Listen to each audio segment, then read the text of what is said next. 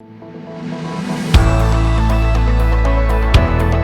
a study that came out in 2010, some people admitted that they feared public speaking. Yes, speaking in front of people more than death itself.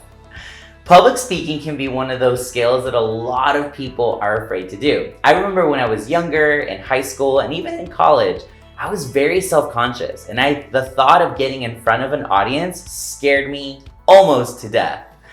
However, after getting a degree in my bachelor's degree that dealt with speech, and then a master's degree in speech communications, I ended up learning that, hey, I could carry my own in front of an audience. Today, I want to give you guys some information and what I call the basics to public speaking. The first thing that you want to think about public speaking is eye contact. Eye contact is so important. When you are able to look at your audience in the eye, you are showing to them not only that you're confident about what you're speaking, but you care about them. Eye contact also helps your audience keep their attention, and they are going to appreciate your eye contact throughout your speech. One tip that I like to think about eye contact is not just like going all around the audience and kind of looking right above them. This is not personal and actually is not an effective way to keep eye contact. You want to make sure that if you're looking at an audience, you're actually looking at people and having about 3 seconds of eye contact with one individual at a time. So that's right.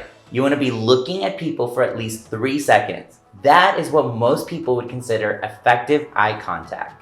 The second thing you want to think about public speaking is knowing your audience. Now, oftentimes in a public speaking class, perhaps in college, your classmates are your audience. And in that case, you oftentimes use them as an academic practice to envision them to be maybe something else than students. This can also apply in the workplace. Many workplaces have things like Toastmaster classes that help their workers understand how public speaking works. But regardless if it's an academic setting or a professional setting, every time that you do a speech, you have a target audience, and you should know who that audience is. Example, if I was doing a public speaking in front of a group of moms about why they should use a certain product for their babies, I should know about what moms think, maybe do some research about some of the products that are available to them, and ultimately make sure that my speech is clearly targeting this demographic. The third thing I want you to think about is posture. Posture is so important. So many people wander on stage, they move around so much, they're scared, they're closed in with their gestures. Posture is such an important part to indicate to your audience not that only you're confident, but that you actually have practice and are prepared.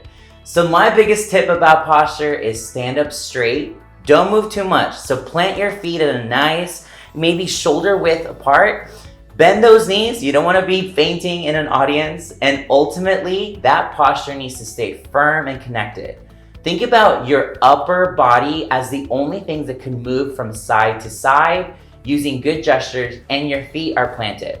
The occasional moving around can be done, but your posture should not lead your movement. Movement should be purposeful and should be limited to a reasonable amount. The fourth thing you want to think about public speaking is that oftentimes when people give a presentation, they have a visual.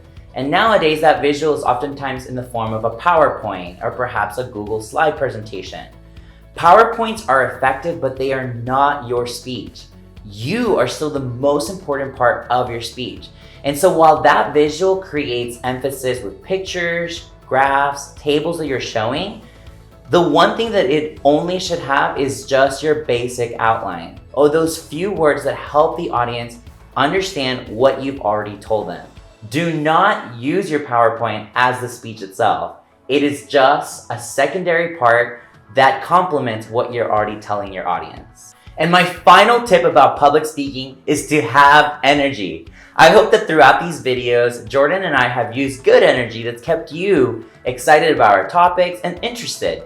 Energy is a great way to get your audience to be motivated and to show them that you care about them and the subject or the content that you're giving them. So energy is a very important part of any public speaking presentation. So let's review those 5 things I just shared with you about public speaking. You want to make sure that you have great eye contact. In addition, you want to make sure that you know your audience, In addition, make sure that you have excellent posture and aren't moving around too much. You also want to make sure that your PowerPoint is secondary to your speech and not the main thing. It should support you, not hinder your presentation. And last but not least, you want to make sure that your energy is effective and it gets your audience motivated. I hope that you use these 5 skills about public speaking, and maybe if you want some coaching, hit us up. I would love to help you. Now you can use these skills and apply that.